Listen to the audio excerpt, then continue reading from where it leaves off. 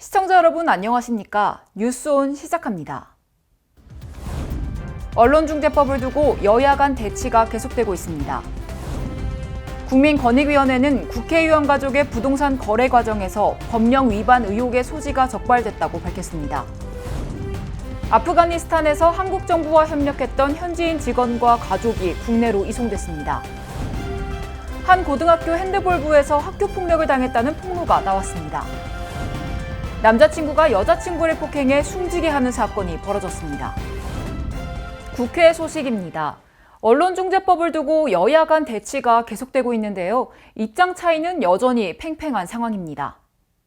더불어민주당이 지난 25일 새벽 4시경 언론중재법 개정안을 국회 법제사법위원회에서 강행 처리했습니다. 가결되었음을 선포합니다. 국민의힘 의원들은 민주당이 전날부터 법사위 회의를 일방적으로 진행하고 있다며 이날 회의가 속개되고 약 25분 뒤인 새벽 1시쯤 모두 퇴장했습니다. 민주당 마음대로 하려고 그러면은 지난 2년 동안 해왔듯이 그냥 일방적으로 다 일괄상정해서 일괄적으로 방망이 두드리고 나가서요 그냥. 야당은 허위 조작 보도의 고의 중과실을 추정하는 기준이 불분명하고 입증 책임을 언론사에 과도하게 지운다는 점 등을 들어 개정안에 반대해왔습니다. 특히 개정안이 통과되면 언론의 권력 견제 기능을 위축시킬 수 있다고 주장했는데 이에 여당은 이른바 가짜뉴스 피해자를 구제하는 취지의 법안이라며 언론의 자유를 침해하지 않는다고 설명했습니다. 또한 법사위 심사 과정에서 조항을 바꾸기도 했는데요. 이 명백한 고의중과실에서 명백한을 뺐고 고의중과실 추정 조항 가운데 회복하기 어려운 손해를 입은 경우도 삭제했습니다. 이에 국민의힘과 정의당은 물론 언론단체들도 반발하고 있는 상황입니다. 언론재갈법은 절대 다수의 언론인 시민단체 국제사회가 반대하고 있는 악법 중의 악법입니다. 언론의 자유를 침해하고 언론을 통제, 검열하여 국민의 알 권리를 본질적으로 침해하는 법안이기 때문입니다. 지난 25일 김기현 국민의힘 원내대표는 박병석 국회의장을 찾아 비공개 면담을 진행했으며 이후 국회의장께 오늘 당장 본회의를 개회해서 위헌적 요소가 다분한 법안을 전격 처리하는 것은 옳지 않다고 말씀드렸다고 강조했습니다. 이로 인해 25일 국회 본회의가 불발됐는데요. 박병석 국회의장과 김기현 국민의힘 원내대표가 당일 상임 및 통과 법안의 당일 본회의 상정이 절차적 문제가 있다는데 의견 합의를 받기 때문입니다. 즉, 김 원내대표가 박 국회의장에게 제기한 언론중재법 개정안의 본회의 상정 연기 요청이 받아들여진 것입니다. 한편 국민의힘은 필리버스터 등을 통해 본회의를 저지하겠다고 밝혔습니다. 여야 원내대표는 8월 임시국회 주요 법안들을 일괄 처리하기로 합의한 가운데 계속해서 언론중재법 개정안을 놓고 대치할 것으로 보입니다. 국민권익위원회는 국민의힘 소속 국회의원 중 12명, 열린민주당 1명에 대해 본인 혹은 가족의 부동산 거래 과정에서 법령 위반 의혹의 소지가 적발됐다고 밝혔습니다. 국민권익위원회가 국민의힘과 비교섭단체 5곳을 대상으로 부동산 거래 전수조사한 결과 모두 13명, 14건의 법령 위반 의혹이 확인됐다고 밝혔습니다. 국민의힘과 비교섭단체 5당 소속 국회의원, 그리고 그 가족까지 모두 507명입니다. 부동산 거래 보유 과정에서 본인 또는 그 가족의 법령 위반 의혹 소지가 있는 국회의원은 국민의힘 총 12명, 13건이고 열린민주당 총 1명, 1건으로 확인되었습니다. 적발 사례 중 국회의원 본인 관련은 국민의힘 8건으로 확인되며 배우자가 관여된 것이 1건, 부모가 관여된 것이 2건, 자녀가 관여된 것이 2건이었습니다. 이외 열린민주당의 김의겸 의원 또한 본인 관련 의혹이 발견됐다고 알려졌습니다. LH 사태 이후 국민의힘에서도 부동산 위법 거래 의혹이 불거졌습니다. 지난 24일 국민의힘 지도부는 최고위원회의를 열고 7시간이 넘는 회의 끝에 부동산 위법 거래 의혹이 제기된 소속 의원 12명 중 6명에 대해 탈당 권유 및 제명 조치를 결정했습니다. 강기훈, 이주환, 이철규, 정찬민, 최춘식, 한무경 의원의 경우 만장일치로 모두의 뜻을 모아 탈당과 함께 수사에 적극 협조할 것을 요구하기로 하였습니다. 한무경 의원의 경우 다음 의원총회에 제명안을 상정할 것입니다. 국민의힘의 탈당 권유는 당사자가 통지를 받은 날부터 10일 이내 탈당 신고서를 제출하지 않으면 제명 처분으로 넘어가기 때문에 앞서 구두로만 이뤄졌던 더불어민주당의 탈당 권유 조치보다 더 강한 처분으로 해석됩니다. 제명 처분을 받은 한무경 의원은 의원총회에 상정돼 표결 절차를 밟게 됩니다. 국민의힘에서의 제명은 윤리위원회 의결 후 의원총회에서 재적의원 3분의 2 이상 찬성으로 확정된다는 요건을 두고 있어 국민의힘 의원 104명 중 70명 이상이 제명에 찬성해야 제명이 확정됩니다. 한 의원의 제명은 당 지도부의 높은 수준의 처분에도 의원총회에서 부결될 가능성이 커 보입니다. 지난 25일 국민권익위원회에 부동산 불법 의혹이 제기됐던 윤희숙 국민의힘 의원이 사퇴했습니다. 대선 예비후보 사퇴는 물론 국회의원직에서 물러나겠다고 밝혔는데요. 부동산 투기 의혹으로 여야 의원들 중 의원직의 자진 사퇴 선언은 처음입니다. 저희 아버님의 농지법 위반 의혹으로 국민 여러분께 심려를 끼치게 돼서 송구스럽습니다. 저는 이 시간부로 대통령 후보 경선을 향한 여정을 멈추겠습니다. 또한 국회의원직도 다시 서초 갑 지역구민과 국민들께 돌려드리겠습니다.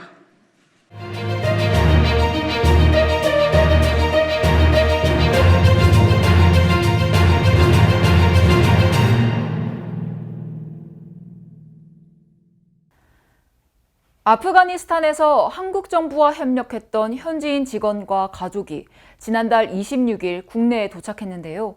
공군 최정예 특수부대로 꼽히는 공정통제사 요원들이 투입돼 아프간인들을 무사히 한국으로 이송했습니다.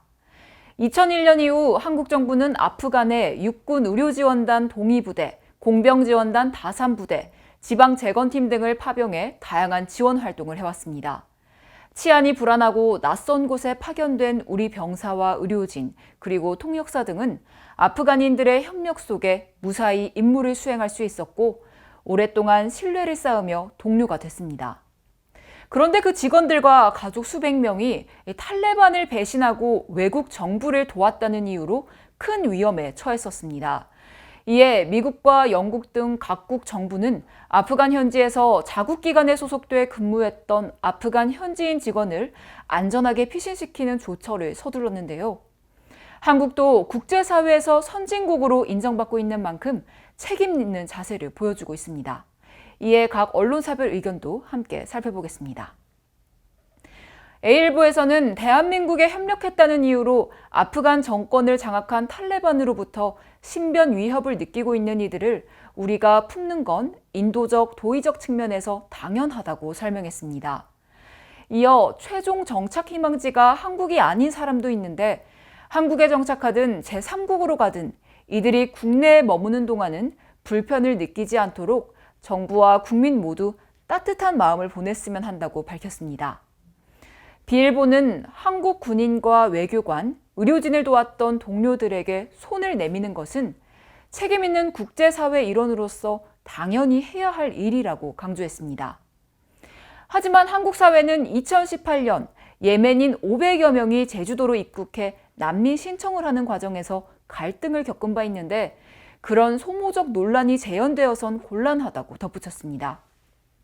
그렇기에 정부는 아프간인 특별 공로자 및 국내 체류자들과 관련한 정보를 투명하게 공개하고 또 신원 확인 및 방역 조치도 세심하게 할 필요가 있다고 설명했습니다. C일보는 우리는 미국 요청으로 2001년 아프간에 비전투 부대를 파병했고 2010년부터 지방 재건팀을 보냈는데 이 과정에서 아프간 현지인의 도움을 받았다고 설명했습니다. 이어 이번에 입국한 아프간인도 한국 대사관과 지방 재건팀, 한국 국제협력단, 그리고 바그람 한국병원 등에서 근무했던 사람들로 정부는 이들을 특별 기여자로 분류했다고 덧붙였습니다. 한국에 도착한 아프가니스탄 난민 380여 명은 과거 한국을 도운 이유로 탈레반의 보복 위협에 놓인 협력자들입니다. 이들이 이송된다는 소식이 전해지자 해외 각국에서는 한국 정부가 감동적인 모습을 보여줬다며 찬사를 보냈는데요. 가족과 헤어진 고통이 클 것 같은 이들이 한국 사회에 머무를 동안 잘 적응할 수 있도록 따뜻한 포용력이 필요할 때입니다. 한 고등학교 핸드볼부에서 학교 폭력을 당했다는 폭로가 나왔습니다. 코치와 코치의 아들인 주장에게 상습적인 폭행을 당했는데요. 또다시 제기된 학폭 의혹을 진실탐사그룹 셜록 이나영 기자가 취재했습니다. 핸드볼 선수를 꿈꿨던 학교폭력 피해자는 핸드볼 명문 고등학교인 청주공업고등학교에 입학하기 위해 2019년부터 타지 생활을 시작했습니다. 하지만 1년 뒤인 지난해 7월, 핸드볼 코치와 주장인 그의 아들의 수차례 이어진 폭행으로 꿈을 접어야 했습니다. 낮엔 체육관에서 코치가 때리고 밤엔 기숙사에서 코치 아들이 때렸는데요. 그들은 북채, 밥주걱, 커피포트, 야구방망이 등 온갖 물건을 폭행 도구로 사용했습니다.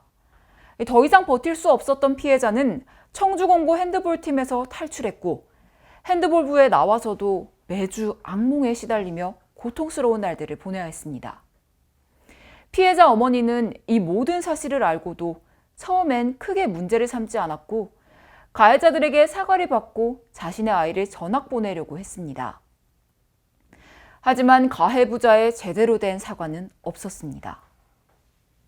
심지어 2차 가해도 했고 또 다른 핸드볼 선수를 동원해 성추행 가해자라는 누명까지 씌우려 했습니다. 피해자 측이 문제를 제기하자 청주교육지원청은 그에게 강제전학이란 중징계를 결정했습니다.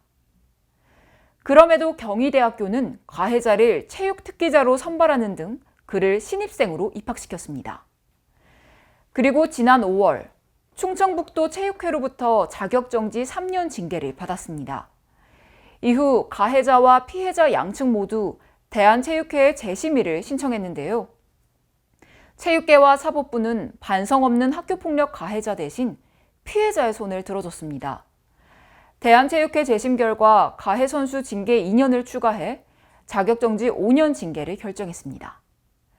아들은 강제전학에 이어 선수 자격정지 5년, 아버지는 코치 직무정지, 여기에 아버지와 아들이 똑같이 기소돼 법정 피고인석에 앉게 됐습니다. 절대 가볍게 여겨서는 안 될 학교폭력, 두 번 다시 피해자가 생겨서는 안 될 것입니다. 한 30대 남성이 자신과의 연인 관계를 주변에 알렸다는 이유로 여자친구를 폭행해 여자친구는 끝내 세상을 떠났습니다. 경찰에 따르면 지난달 25일 남성 A씨는 한 오피스텔 로비에서 피해자인 여자친구와 언쟁을 벌이다 머리 등 신체를 수차례 폭행했습니다. 피해자가 지인들에게 A씨와 사귀는 사이라고 밝혔다는 것이 그 이유였습니다.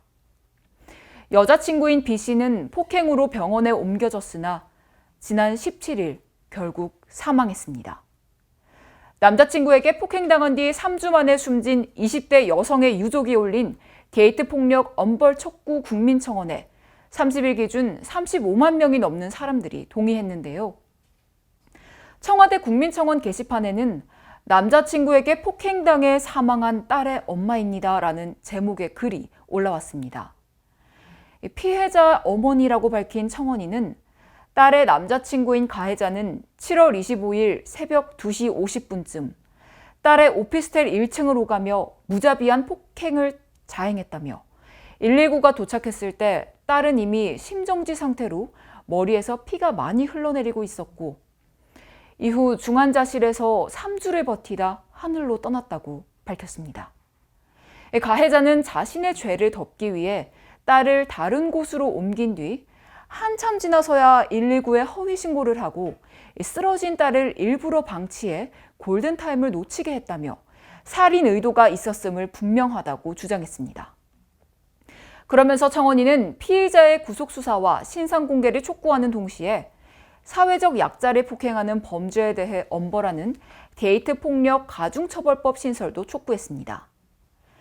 경찰은 현재 폭행과 사망 간 인과관계도 따져봐야 한다며 상해치사에 무게를 두고 수사를 벌이고 있습니다. 이어서 수도권 소식입니다. 강북구가 여성이나 어린이 등 범죄 취약계층이 야간에 안심하고 귀가할 수 있도록 골목길 전신주 17곳에 알림 조명 로고젝터를 설치했습니다.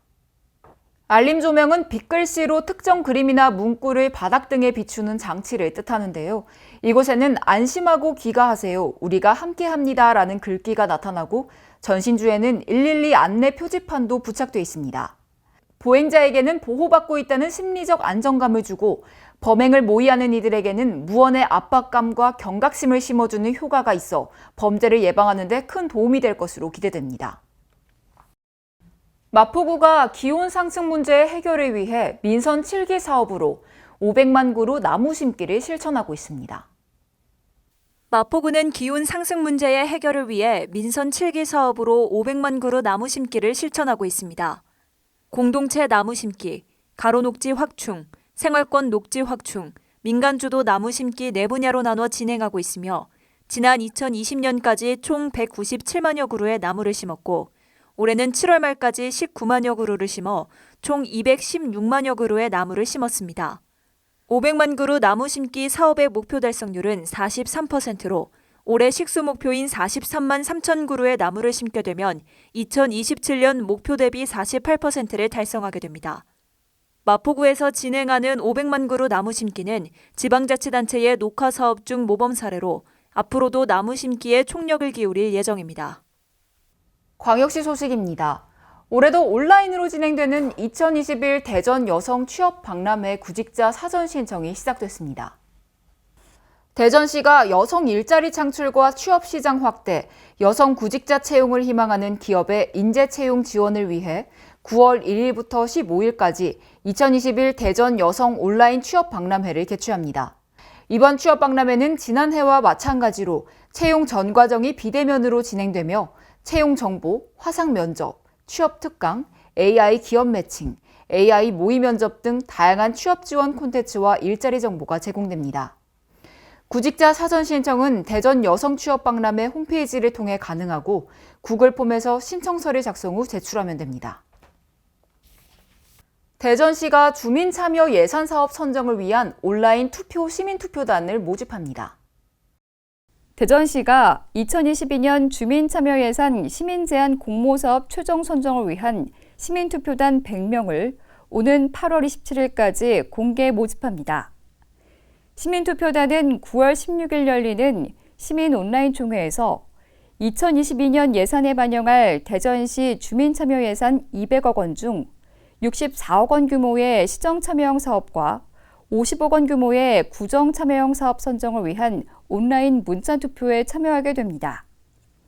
또한 시민투표단은 자치구별 20명씩 모두 100명을 무작위 추천 방식으로 선정하며 선정 결과는 9월 2일 주민참여예산 홈페이지를 통해 공개됩니다. 참여 신청 등 기타 자세한 사항은 주민참여예산 홈페이지를 참고하시기 바랍니다. 광주시가 3년째 운영 중인 현장 경청의 날이 시민 불편 해소에 큰 역할을 하고 있습니다. 현장 경청의 날은 민원 현장에서 애로사항을 청취하고 관련 기관과 시민이 함께 문제 해결 방안을 모색하는 직접 소통 방식으로 운영되고 있으며 시민 중심의 소통 행정이라는 평가를 받고 있습니다. 광주시는 지금까지 총 25번의 현장 경청의 날을 운영해 13개의 안건을 해결했으며 장기적 예산 확보 등으로 시간이 걸리는 사안을 포함한 12건도 정상 추진 중입니다. 우리 시는 현장 경청의 날을 통해 15년 이상 민원사항이었던 고속도로 상행선 간이버스 정류장 설치나 남구 제석산 생태보건 등의 문제를 소통과 협업으로 해결하고 있습니다. 광주시는 앞으로도 시민 안전과 환경, 복지 등 다양한 현장을 찾아 시민과의 대화를 통해 문제 해결에 나설 방침입니다. 광주시가 2025 세계 양궁 선수권 대회 유치위원회 출범식을 개최하고 대회 유치에 시동을 걸었습니다. 출범식에서 광주시는 대한양궁협회와 대회 유치 등을 위한 업무 협약을 체결했으며 올림픽 양궁 최다 메달리스트인 기보배 선수를 홍보대사로 위촉해 광주 명예 홍보대사인 안산 선수와 대내외 홍보에 나서게 됩니다. 유치위원회는 정치, 경제, 교육, 체육계 등 97명으로 구성됐으며 공동위원장인 이용섭 광주광역시장, 정의선 대한양궁협회 회장과 함께 사회적 공감대 형성과 대외 협력 등 본격적인 유치 활동을 펼칠 예정입니다. 광주시의 2025 세계 양궁 선수권대회 유치는 대한민국과 광주가 스포츠 선진국, 스포츠 선진 도시로 도약하는 데 큰 계기가 되리라고 기대합니다. 개최도시 결정은 12월에 최종 발표될 예정이며 광주시는 국제대회 개최 경험이 풍부하고 올림픽 양궁 금메달리스트 6명을 배출한 양궁의 메카인 만큼 대회 유치가 희망적일 것으로 기대하고 있습니다. 이어서 강원도 소식입니다. 강원 평창군이 소셜미디어를 활용한 군정 홍보 활성화를 위한 제3기 SNS 서포터즈와 군민 명예기자를 위촉했습니다. 이날 위촉식은 신종 코로나 바이러스 감염증 확산 여파로 부문별 대표 인원만 참석한 가운데 간소하게 진행됐습니다. 위촉된 SNS 서포터즈와 명예기자는 평창 이야기와 평창군 공식 블로그, 인스타그램, 페이스북, 유튜브 등 SNS를 통해 평창 소식을 알리는 메신저 역할을 할 것으로 기대됩니다. 특히 이번 제3기 SNS 서포터즈는 지원자 개개인의 전문성과 특기를 극대화해 군정 홍보에 특별함을 더하고자 블로그 및 인스타그램 부문과 유튜브 부문으로 나눠 모집을 진행했으며 보다 다양한 방식의 홍보 활동이 진행될 예정입니다. 향후 횡성의 인구 유입을 위한 기반 조성을 위해 추진되는 횡성 앞들 이지구 도시개발 사업의 2차 주민 설명회가 열렸습니다. 횡성 앞들 이지구 도시개발 사업은 횡성읍 읍상리 475번지 일원, 약 14만 2,306제곱미터 부지에 단독주택과 공동주택, 근린생활시설 및 기타 공공시설을 조성하게 됩니다. 군은 2019년 8월에 도시개발구역 지정 및 개발계획 수립 용역에 착수하여 2020년 10월에 개발계획안을 수립하였으며 3월 10일 1차 주민설명회를 개최했는데요. 이번 2차 설명회에서는 지난 설명회에서 접수된 주민 의견을 수렴하여 사업 방식에 따른 토지 보상 금액 및 세금 관련 사항 등의 비교 검토 등 보완과 함께 보다 다양한 주민 의견을 청취하는 데 초점을 맞췄습니다. 계속해서 충청도 소식 전해드립니다. 충청권 광역철도 청주도심 통과 노선안의 확정 여부를 가를 사전 타당성 조사가 시작됩니다. 충북도는 노선안 최종 발표까지 면밀히 대응해 조속히 추진될 수 있도록 최선을 다하겠다고 밝혔습니다. 대전에서 세종을 거쳐 충북을 연결하는 광역철도가 국토부 비수도권 광역철도 선도 사업에 선정됐습니다. 국토부는 지난 7월 5일 확정 고시한 4차 국가철도망 구축 계획에 반영된 전국 11개 비수도권 광역철도 사업 중 지역 균형 발전 효과 등을 검토해 권역별 1개 사업, 총 5개 선도 사업을 지난 17일 발표했습니다. 이에 따라 충청권 광역철도 청주 도심 통과 노선안의 확정 여부를 가를 사전 타당성 조사가 시작됩니다. 충청권 광역철도에서 청주 도심 통과가 배제된 뒤 충청북도는 청주 도심 경유 노선의 조기 결정을 중앙정부와 정치권에 건의해왔습니다. 특히 소유자 확보와 광역철도 기능을 수행하기 위해서는 청주 도심 10km 외곽에 있는 충북선 활용 노선이 아닌 청주 도심 경유 노선이 반드시 필요하다고 강조했습니다. 아울러 지난해 행복청이 추진한 타당성 조사 결과도 청주 도심 경유 노선의 경제성과 수요가 기존 충북선 활용 노선보다 훨씬 높게 나온 사례가 있어 충북의 주장을 뒷받침했습니다. 청주 도심을 통과하는 충북 도민의 염원도 간절했습니다. 시민사회단체와 경제계 등 각계각층의 요구가 이어져 왔고 55만 도민 서명을 이뤘습니다. 충청북도는 청주 도심 경유 노선 확정 가능성이 매우 크지만 최종 발표까지 면밀히 대응해 조속히 추진될 수 있도록 최선을 다하겠다고 말했습니다. 경상도 소식입니다. 제76주년 광복절을 맞아 양산 출신의 독립운동가 윤현진 선생의 서거 100주년 추모 행사가 열리고 있습니다. 우산 윤현진 선생은 1892년 9월 16일 상북 소토에서 태어나 일본 메이지 대학 유학 중 국권 회복운동을 전개했으며 1919년 3.1운동 만세운동 후 상해로 망명해 대한민국 임시정부 조직에 참여하고 초대 재무차장을 지내며 광복에 혼신을 다하다 1921년 9월 17일 만 29세의 젊은 나이로 급병으로 서거했습니다. 양산시립중앙도서관은 9월 30일까지 윤현진 선생 사진 전시 독립운동사 특강을 마련했으며 시립박물관은 특별기획 전 우산 윤현진을 선생의 서거일인 9월 17일부터 12월까지 여는 등 다양한 부대 행사와 학술대회를 계획하고 있습니다. 양산시는 또 선생의 일대기를 정리한 영상을 제작해 이달 말 양산시 공식 유튜브에 게시할 예정입니다. 녹색 식물과 함께 코로나19에 갇힌 마음을 치유합니다. 정원 문화를 배우며 힐링의 시간을 가지고 또 식물이 주는 긍정적 효과로 몸과 마음의 위안을 얻는다고 하는데요. 2021 정원 아카데미 개강 소식입니다. 포항시가 2021년 정원 아카데미 개강식을 가졌습니다. 정원 아카데미는 포항 그린웨이 프로젝트의 일환으로 정원 산업을 활성화하고 정원 문화에 대한 시민들의 높은 관심을 충족하고자 마련됐으며 시민들에게 큰 호응을 얻고 있습니다. 이번 아카데미는 8월 18일부터 10월 말까지 매주 수요일마다 정원 분야에서 다양한 활동을 하고 있는 전문가들이 이론부터 실습까지 함께하며 홈 가드닝 트렌드에 대한 정보를 제공합니다.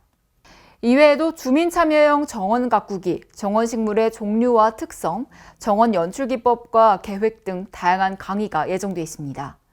포항시는 정원에 대한 시민들의 관심이 높아짐에 따라 일상생활 속 정원 문화를 확산시키기 위한 다양한 프로그램을 계획하고 있으며 살고 싶고 머물고 싶은 도시를 향한 그린웨이 프로젝트를 꾸준히 추진할 예정입니다. 전라도 소식입니다. 여수시 오충사와 이순신 자당 기거지가 전라남도 지정문화재 문화재 자료 제295호로 지정됐습니다. 이번에 지정고시된 문화재는 여수 오충사 관련 유적으로 오충사와 정대수비, 이순신 자당 기거지 세 곳이 하나의 문화재로 지정됐습니다. 오충사는 충무공 이순신, 정철, 정린, 정춘, 정대수 등 5충신을 배양한 호국 유적이며 정대수비는 정대수 장군의 임진왜란과 정유재란 참전 행적을 기록한 비석으로 역사적 가치를 인정받았습니다. 이순신 장군의 어머니가 약 4년간 생활했던 이순신 자당 기거지는 이순신의 지극한 효심을 알 수 있는 역사 유적입니다. 장수군이 삼고리 고분군 7호분을 기념물로 지정하기 위한 현장 조사에 나섰습니다. 장수군이 문화재청의 허가를 받아 장수 삼고리 고분군 7호분에 대한 학술자 문해의와 전라북도 기념물 지정을 위한 현장 조사를 진행했습니다. 장수 삼고리 고분군은 1995년 1차 발굴 조사가 시작된 이후 지금까지도 발굴 조사를 진행하고 있으며 장수 지역의 가야 역사 문화를 알리는 계기를 마련한 중요한 유적입니다. 삼고리 고분군에서는 현재까지 유물 500여 점이 발굴됐으며 장수군은 삼고리 고분군에서 조사한 역사성을 토대로 2021년 하반기 전라북도 기념물 지정을 앞두고 있습니다. 장수군 관계자는 이번에 발굴된 삼고리 고분군 유적이 문화재 지정을 통해 보호받을 수 있도록 최대한 노력하겠다고 말했습니다. 지금까지 전북에서 양호정이었습니다. 임실군이 여름철 무더위로 어려움을 겪는 의료진에게 쿨스카프를 전달했습니다. 여름철 무더위 속에서 코로나19와 사투를 벌이는 임실군 의료진을 위한 쿨스카프가 기탁됐습니다. 쿨스카프를 전달받은 군 보건의료원 의료진들은 이러한 노고를 알아주시고 쿨스카프를 보내주시니 기운이나 더욱 열심히 코로나 극복에 힘을 보태겠다고 화답했습니다. 현재 임실군은 도내에서 가장 적은 확진자를 유지하며 철저한 방역 체계 속에서 사회적 거리두기, 마스크 착용 의무화 등 대국민 개인 방역 홍보에 힘쓰고 있습니다. 시민군수는 코로나19 확산으로 모두가 어려운 상황 속에서 최일선에서 싸우고 있는 의료인들의 노력 덕에 코로나19로부터 지역민의 안전을 지키고 있다며 이 같은 노고에 관심을 갖고 기탁해 주셔서 감사하다고 전했습니다. 지금까지 전북에서 이정환이었습니다.